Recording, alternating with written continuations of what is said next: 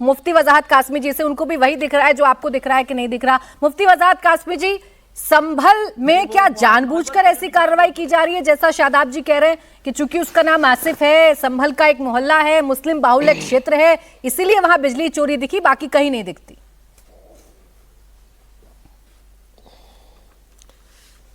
प्राची जी, मैं जब से पिछले कई घंटे से ये देख रहा हूँ मुख्तलिफ जगहों पर कि भाई बिजली चोरी संभल में हुई, ये बहुत बड़ा एक पूरा रैकेट, पूरा गिरोह पकड़ा गया है और बहुत बड़ी चोरी है, छोटी मोटी चोरी नहीं है।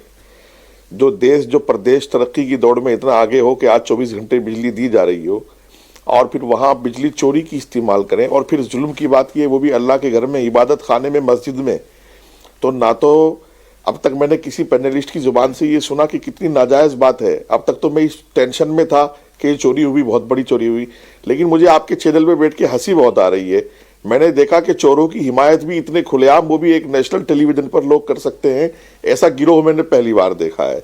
इसलिए मैं अपनी बात को शुरू कर रहा हूँ, जितनी सजा दी जाए कम है और डबल सजा दी जाए थोड़ा, चूंकि अल्लाह का घर एक इबादत खाना, चाहे वो मस्जिद हो, चाहे मंदिर हो, चर्च हो, गिरजा, जो भी हो, क्या वहां चोरी की बिजली इस्तेमाल की जा सकती है? दुनिया का कोई मजहब है ऐसा जो ये कहेगा कि आप चोरी की बिजली मंदिर में, मस्जिद में इस्तेमाल कर लीजिए? और मैं ये अकेली बात नहीं, बहुत जिम्मेदारी के साथ कह रहा हूं, मुसलमानों ने इस देश में ये धारणा बनाने की कोशिश की कि मदरसों में और मस्जिदों में केबल डाल करके बिजली चला ली जाए, ये तो सरकार की बिजली है, हमारा हक है, हमारा अधिकार है। मैंने सैकड़ों जगहों पर देखा और मैंने बराबर विरोध किया और आज आपके चैनल पर कह रहा हूं, ये हराम है, ये नाजायज है, ये जुल्म की बात है। ना ऐसी चोरी के बिजली की जगह नमाज होती है, ना वजू होती है, ना गुसल होता है, ना वो पानी इस्तेमाल करना चाहिए, ना वो बिजली पंखे इस्तेमाल करने चाहिए। और क्या कोई मुसलमान वहां शर्म से डूब नहीं मरा? भाई संभल का मुसलमान शर्म से डूब नहीं मरा कि मस्जिद में चोरी करा ली? कहा गया था वहां का इमाम, कहा गए थे वहां के आसपास के ईमानदार मुसलमान और हाजी के मस्जिद में चोरी करा करके बिजली की और नमाज पढ़ रहे थे, वो वहां इबादत कर रहे थे। शर्म की बात है, डूब मरने की बात है। डबल कार्रवाई होनी चाहिए, डबल, सिंगल कार्रवाई नहीं होनी चाहिए। ये देश को भी नुकसान पहुंचा रहे हैं, प्रदेश को भी नुकसान पहुंचा रहे हैं और इस्लाम को भी नुकसान पहुंचा रहे हैं। इसने कहा चोरी होनी चाहिए? अरे भाई, कितनी तरक्की कर रहा है, कितनी महंगी बिजली है, प्रदेश कैसे कैसे करके अपने लोगों को बिजली दे रहा है और ये चोरी कर रहे हैं बिजली की, और वो भी पूरा रैकेट, घरों को भी बिजली फ्री, मस्जिद को भी फ्री और सबको फ्री। अरे भाई, कौन सा बड़ा काम अंजाम दे रहे थे?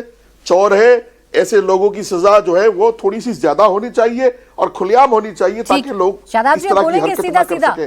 मुझे शर्म आ रही है कि ऐसी जगह यानी बिजली की चोरी करके मस्जिद में इस्तेमाल की गई है। बोले वजाहत साहब कह रहे हैं कि चोरी की बिजली नहीं होनी चाहिए और अवैध जगह पर मस्जिद नहीं होनी चाहिए। मैं चाहता हूं कि वजाहत साहब एक पिटीशन डालें, आरटीआई डालें कि कितने मंदिर, मस्जिद, गुरुद्वारे, चर्च सरकारी भूमि पर हैं, उन सबको हटाया जाए और कितनी जगह पर कनेक्शन है बिजली का, कितनी पर नहीं है, उसके बाद प्राची जी, मैं एक मुसलमान हूं, मैं इस्लाम की रूह से बता रहा हूं, मैं एक आलिम हूं, इस्लाम की रूह से बता रहा हूं, मस्जिद नहीं होना चाहिए। मुझे सबका ठेका नहीं है, मुझे सब चीजों का ठेका नहीं है। मस्जिद और मदरसे इनलीगल जगह पर नहीं होने चाहिए, कब्जे की जगहों पर मस्जिद और मदरसे नहीं होने चाहिए, बिजली चोरी नहीं होनी चाहिए। मैं इस्लाम की रूह से बता रहा हूँ, सबका ठेका नहीं है मेरे पास। मैं तो दोनों से, मैं तो शादाब जी आपकी राहें आसान कर रही थी, लेकिन आप चाह ही नहीं रहे मैं आपकी मदद करूं। मैं मदद कर रही हूं आपकी।